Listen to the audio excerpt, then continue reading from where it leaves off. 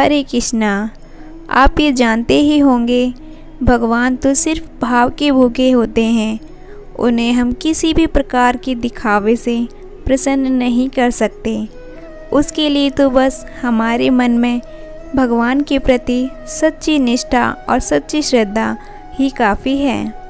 दोस्तों, आज एक ऐसी कहानी लेकर आई हूँ हमारे प्यारे लड्डू गोपाल श्री कृष्ण के ऐसे भक्त की, जो भगवान के लिए निश्चल प्रेम भाव से ही भगवान को इस प्रकार से रिझा लेती है कि भगवान को स्वयं अपने भक्त का कहा मानना पड़ता है।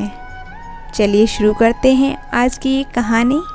दोस्तों, एक बार की बात है, एक बार एक औरत श्री कृष्ण की परम भक्त थी। उसके पास लड्डू गोपाल के बहुत ही प्यारे विग्रह थे, जिसकी वह हर रोज़ प्रेम भाव से सेवा किया करती थी। एक बार तीर्थ यात्रा के लिए उसे 1 मास के लिए घर से दूर जाना था। तब उसने अपनी बहू, जिसकी अभी अभी नई शादी हुई थी, उससे कहा कि मेरी तीर्थ यात्रा पर जाने के बाद तुम मेरे लड्डू गोपाल जी की सेवा करना।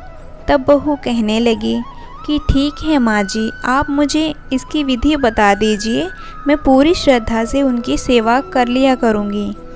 तब उसकी सासू माँ कहने लगी कि बहू, सुबह सबसे पहले उठकर ठाकुर जी को स्नान कराना और उसके पश्चात उनको सुंदर वस्त्र, आभूषण, बांसुरी, मुकुट पहनाना और इत्र लगाना, और उसके पश्चात ठाकुर जी को दर्पण जरूर दिखाना। जब दर्पण में ठाकुर जी मुस्कुराएं तो उनका भोग लगा देना। बहू ने भी हाँ में हामी भर दी। तब सास निश्चिंत हो गई और तीर्थ यात्रा पर निकल गई। सासू माँ के तीर्थ यात्रा पर जाने के पश्चात जब पहले दिन बहू ने श्रद्धा भाव से ठाकुर जी का स्नान कराया, उसके बाद सुंदर वस्त्र, आभूषण, मुकुट पहनाए और फिर बांसुरी अर्पित की और फिर इत्र लगाकर ठाकुर जी को दर्पण दिखाया। फिर उसे अचानक से याद आया कि माँ जी ने कहा था कि जब ठाकुर जी का विग्रह मुस्कुराते हुए दिखे तब उन्हें भोग लगा देना। लेकिन उसे लगा कि ठाकुर जी का विग्रह तो मुस्कुरा ही नहीं रहा। वह सोचने लगी कि शायद ठाकुर जी को मेरा किया श्रृंगार पसंद नहीं आया, इसलिए वह मुस्कुरा नहीं रहे।